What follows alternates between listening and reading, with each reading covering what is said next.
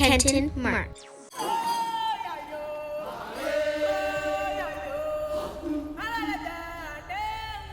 Welcome to Kenton Mark. West Africa is home to many of Africa's oldest kingdoms. The majority of these civilizations developed at a time when most of Europe was experiencing stagnation after the fall of the western half of the Roman Empire from the 5th to 14th century. Among the powerful and influential kingdoms that existed, only a handful maintained their influential significance due to their political dynasty, commercial trading, avoiding corruption, their longevity, and the power of their governing leader. Once amongst the most powerful states in the world, the Songhai Empire was known to be one of the most prominent, prosperous, and the largest pre-colonial African kingdom that emerged in West Africa. This is the Songhai Empire rise to power. The tribe of the Songhai dates back to at least the 9th century and was coexisting with the Ghana Empire up until the 13th century. Further to the east, the Songhai people started life as a nomadic tribe settled on the banks of the Niger River. They learned how to farm, herd animals, and harvest resources from the river. By the 10th century, the Songhai people had started to trade with other cultures and became an important hub for commercial routes across the Sahara Desert. The tribe was dominated by and named after the Songhai, aka the Songhai, a group of Nilo-Saharan speaking people. Although conquered by the Malian Empire, the Songhai people would prove to be strong, resilient, and powerful because they controlled the river transport on the Niger. The Songhai people eventually broke away from the Malian control after Mansa Musa's death in 1337. Mansa Musa was the ruler of the Kingdom of Mali from 1312 up until his death. During his reign, Mali was one of the richest kingdoms of Africa, and according to historians, Mansa Musa may have been the wealthiest person ever. As time moved forward, in 1430, Songhai officially gained its independence from the Mali Empire and rivaled it as a leading power in West Africa. Originating as a small empire, over time Songhai expanded their control throughout the Saharan trade routes and territories until it stretched from the Atlantic Ocean to what is now northwest Nigeria and central Niger. The Niger River was the most important river in West Africa and is the third largest river in Africa after the Nile River and Congo River. The Songhai's influence and power grew drastically. In 1464, they were ruled and governed by the Sonni Ali Dynasty, and then succeeded by the Askia Dynasty in 1493 and thereafter. At the Songhai Empire's greatest site of power, they covered around 550,000 square miles, stretching east-west for 1,200 miles along the river Niger, with the Sahara to the north and the Sudan Savannah to the south, and eventually dominating all of the territories previously held by the Ghana and Mali. For their significant size, few states in African history can compare to their empire. The Songhai Empire strategically controlled the lucrative gold and salt trade routes that crossed throughout their lands. They dominated the Saharan caravan trade, which transported rock salt and luxury items such as fine cloth, glassware, sugar, and horse to Sudan in exchange for gold, ivory, spices, and slaves. The three key main sources of income for the empire was gold, salt, and the slave trade. As prosperity grew, the population also expanded, giving rise to large towns. While it cannot be truly validated, historians believe the population of the Songhai Empire at its height may have been approximately 3 million. The three main cities of the empire that were internationally recognized for their activities were Timbuktu, which is believed to have had a population of 80,000 to 100,000 people, the city of Genève with its 40,000 inhabitants, and Gayo with a population of at least 100,000. Becoming the first great ruler and king that conquered the Songhai Empire from 1464 to 1492 was Sonni Ali, also known as Sonni Ali, when translated means Ali the Great. While Sonni Ali was officially a Muslim, he cultivated an image as a sorcerer. The various historical description of Sonni Ali's character conveys that he depended more upon the fear and respect which he commanded as a sorcerer king, rather than upon the love and admiration of his subjects, as he was cruel and a short-tempered man. He became infamous for playing on his strike to fear into the enemies. He effectively mixed leniency. As an example, conquered warriors were invited to join his own army. Creating a reputation as a fierce and ruthless military leader, under his command his army with brute force plundered many cities and murdered many of its inhabitants. As a result, the king got the title Sonni the Merciless. It was around 1468 that Songhai Empire gained its true power.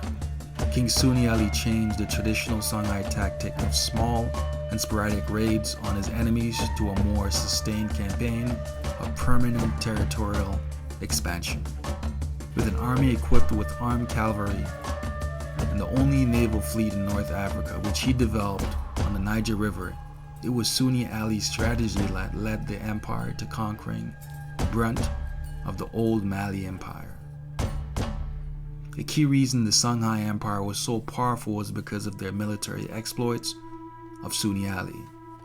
As well, the empire controlled and taxed a vast network of trade across the Sahara Desert. They also had vigorous trade policies and sophisticated bureaucratic system that separated its vast holding into different provinces, each ruled by its own governing power. With Sonni Ali's exceptional war tactics, his army assaulted his enemies with overwhelming force and agility. Ali's army was equipped with a great fleet on the Niger River. He also had foot soldiers who wore iron breastplates under their battle tunics, who captured the best men of the defeated armies. The foot soldiers were armed with spears, arrows, and leather or copper shields. The total army comprised of at least 30,000 infantry and 10,000 horsemen. The Songhai defense system was the largest organized force in the western Sudan, but Ali's key military strength lay in his river navy fleet. During his reign, he conquered a vast amount of territories into provinces and appointed trusted lieutenants to govern them. He expanded the empire and conquered Timbuktu and Djenné, two important centers for trade and learning. During Sonni Ali's reign, many cities were captured. He armed a fleet of approximately 400 boats and went to conquer Timbuktu, which he then captured, reinforced, and secured. He overthrew Timbuktu in 1468. Shortly after, in 1473, his fleet, called the Djenné fleet, ensured its domination over the entire interior delta of the river. Sonni Ali then began to draft up official acts, such as a centralized administration, and allowed trade to flourish. Based on manuscripts, Ali eventually died while returning from a campaign against Fulani peoples who lived west of Songhai. After Sonni Ali Bur's death in 1492, his son Sonni Baru became emperor, but soon lost the throne to Askia Muhammad 1 year later. Askia Muhammad was a leading general and a military commander under Sonni. He also became a political reformer of the Songhai Empire. After Sonni Ali died, Sonni Baru, his son and intended successor, was challenged by Muhammad because he was not seen as a faithful Muslim. It's said that Sonni Baru was regarded as a traitor to Islam and dissatisfaction amongst the Muslim society. This gave Muhammad a reason to challenge his succession, to which quickly developed into a full-blown revolt. General Tur defeated Baru and ascended to the throne in 1493. When the Askia Dynasty of the Songhai Empire was established, she became known as Askia the Great, noted for being a devoted Muslim leader, and ruled the kingdom for 37 years. He brought the Songhai Empire to its height of its full power. Muhammad became one of the greatest statesmen in history and brought about the golden age of Songhai. Under his rule, Timbuktu became one of the most important cities in the world in terms of intellect and commerce. Muhammad encouraged learning and literacy, ensuring that Songhai's universities produced the most distinguished scholars. The city became the nerve center of exchanges between cereals from the empire and salt from the desert, a wealth that allowed Muslim schools to prosper. Muhammad enforced Islamic law on his people, and under his reign he transformed Songhai into a highly Islamic territory and created the Askia Dynasty. Muhammad's strong leadership resulted in a fast increase of trade with Europe and Asia, the construction of numerous schools as well. He created an administrative structure and developed an effective bureaucracy in charge of tax collecting. From the first quarter of the 16th century, the Songhai Empire began to shrink along the borders, particularly in the west. This was largely due to a series of ineffective rulers and civil battles over succession rights that had inflicted the empire since King Muhammad's death in 1528. The Songhai Empire slowly began to collapse, largely due to political turmoil and civil wars after the death of King Muhammad. The empire was then divided into two due to major dispute over power. Dazzled by the radiance of Timbuktu and the wealth of Askia al-Mansur, Sultan of Morocco embarked on a conquest of the Songhai Empire.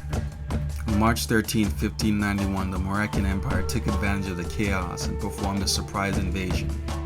While the Songhai heavily outnumbered the Moroccans had far superior firepower, which led to the overtaking and the collapse of the Songhai Empire.